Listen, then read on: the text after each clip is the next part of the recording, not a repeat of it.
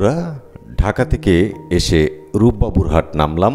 রূপবাবুরহাট নেমে আমরা একটি ভ্যান গাড়ি করে পালেরচরের উদ্দেশ্যে রওনা হলাম। আমরা আজ পালেরচর যাব, পালেরচর থেকে যাব বড়দিয়ার চর। তাই ভ্যান গাড়িতে চেপে বসা, আমাদের ভ্যান গাড়িটি চলছে। আর পালেরচরটায় কোন জায়গায় অবস্থিত এবং বড়দিয়ার চরটা কোন জায়গায় অবস্থিত আপনাদেরকে আমি যেতে যেতে ঠিকানাটি বলে দেই।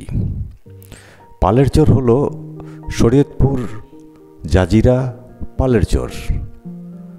এই আমরা এসে পড়লাম পালেরচর বাজারে। এখানে এসে গেলাম খেয়াঘাটে। এই খেয়াঘাটে গেলে আপনারা এমন দৃশ্য দেখতে পাবেন, ওখানে বেশ কিছু ট্রলার সারি বাঁধা থাকে। এগুলো মাছের ট্রলার, কারণ এখানে একটি হাট আছে, সেই হাটে মাছ ওঠে। এখানে ওই ঘাটটিতে আপনার মাছের ডাক ওঠে, যে মাছ এখান থেকে আনে সেই মাছগুলো নিলাম হয় এখানে।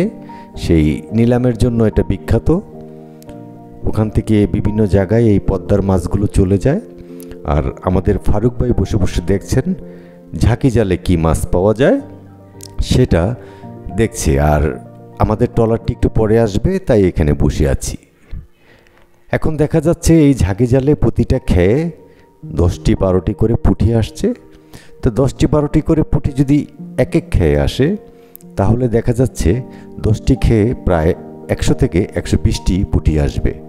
তা একটা ফ্যামিলি চলে যায়। আর 10টি খেয়ে দিতে কিন্তু বেশিক্ষণ সময় লাগবে না। তো একটি ফ্যামিলি চলে যায়।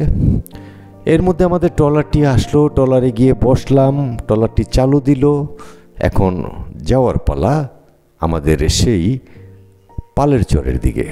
আর পালেরচর গিয়ে আমরা ওখান থেকে হেঁটে যাব বড়দিয়ার চর। বড়দিয়ার চর আমরা অবশেষে এসে পড়লাম পালেরচরে।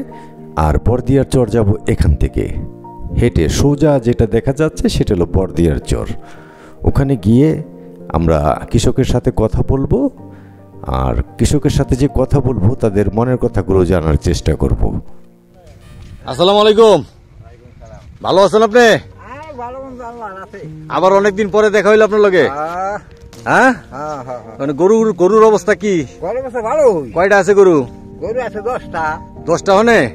খাসি আছে মনে করেন 11টা। খাসি 11টা? বেড়া আছে 4টা। বেড়া 4টা? মানে বেড়া বিক্রি করেননি? বেড়া বিক্রি করি না, করবেন? কতদিন পরে করবেন? মনে করেন 10-15 দিন পর। তো কত বেচবেন? বাজার হিসাবে। বাজার হিসাবে? অনেক বেড়া কি চরে আনবেন? এই যে দেখা যায় চরে আনলে পরে আমি দেখতে হইনা একটা কিনা লই যেতে পারতাম। হ্যাঁ, কয়টা নিমু? মানে যে ঘর তুলবেন কবে? কোন জায়গায় তুলবেন ঘর? এদিকে করবেন? এত দূর হয়ে যায় তো আইটা যেতে কষ্ট হইব না? না, কষ্ট হলে মনে করেন আমার এটা ফল আছে ভালো। ফলটা কি ভালো? কি ফল পান ভালো? ফলটা ভালো, সব ফলই সব ফলই, সব ফলে রোহন করেন, মরিচ করেন, যে জিরা করেন, ধনিয়া করেন, যে যেটা বনি। মানে আমি এই যে 2বার করে আইলাম, 2বার করে খালি আপনার খুঁজতেছি। যে কারণ হইলো কি আপনার এখানে বসছি, ভালো লাগছে, কথা বলছি। বুঝলেন, আল্লাহর রহমতে আমি থাকতে আপনার কোনো অসুবিধা নাই, আপনার আবার আমারও কোনো অসুবিধা নাই নাকি? মানে আপনার না আইলে তো একবেলা ভাতও খাইতে পারুম। হ্যাঁ, খাওয়াইবেন নাম গো? কয়টি আপনি আমার মনে করেন ছেলের মতো না। আচ্ছা, যাক, তাই খুশি হইলাম আপনার কথা শুই না। কারণ হইলো কোনটা, যে আপনি তো ছেলের মতোই দেখবেন। আর গরু গিলি ভালো আছে, গরু গিলিকে চরে লইবেন। চরে আনলে একটা সুবিধা মনে হয় না? গরু মানে সুবিধা, গাছ কাটা না। এই দেখেন আমার দিনটা বুঝে গাছ কাটছে। ওই এডি মানে গরুরে খাওয়ানো লেগে কাটতেছেন? এই যে গাছ কাটছে কি রে, গোড়ারে? গরুরে খাওয়ানোর লেগা? তাহলে গরুরে খাওয়ানোর লেগে যে নিবেন।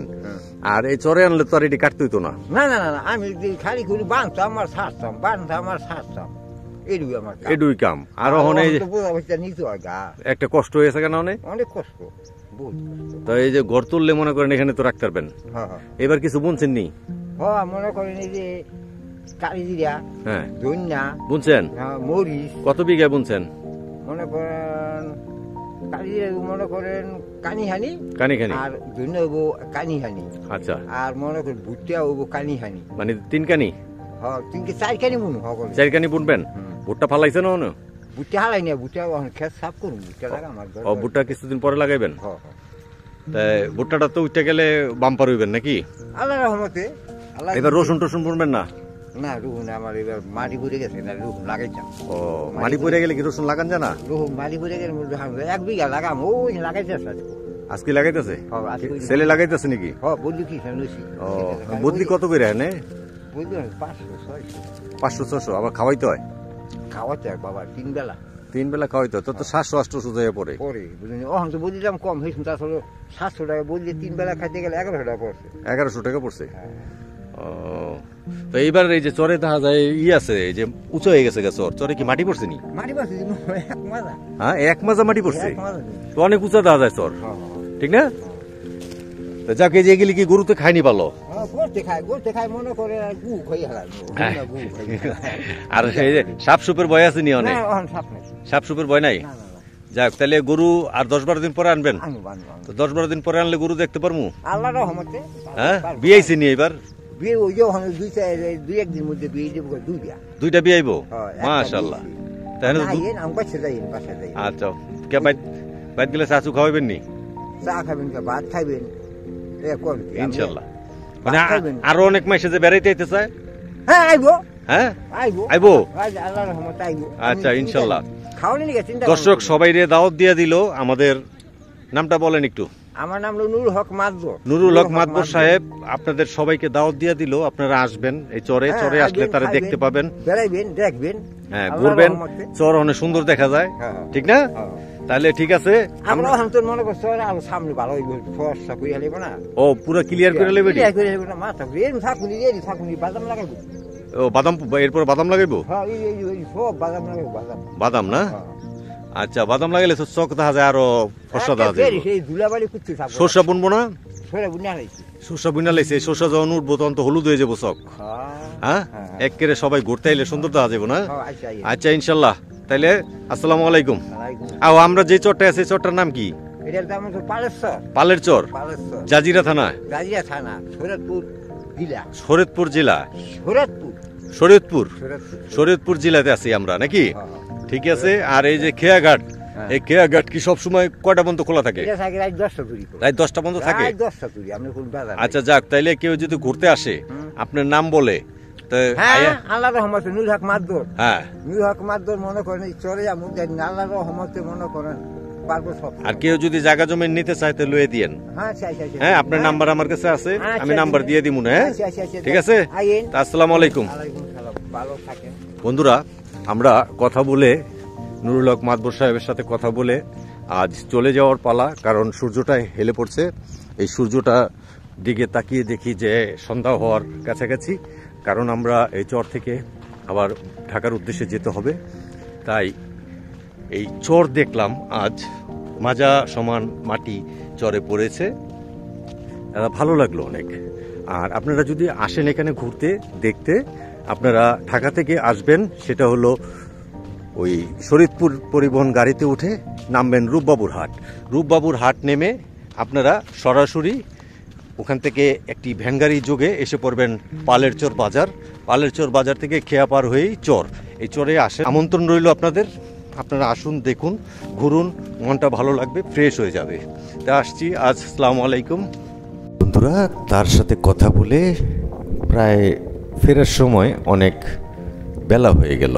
আমরা এখন চলে যাব আবার ঢাকার দিকে, কারণ আগামীকাল আবার এখানে আসতে হবে।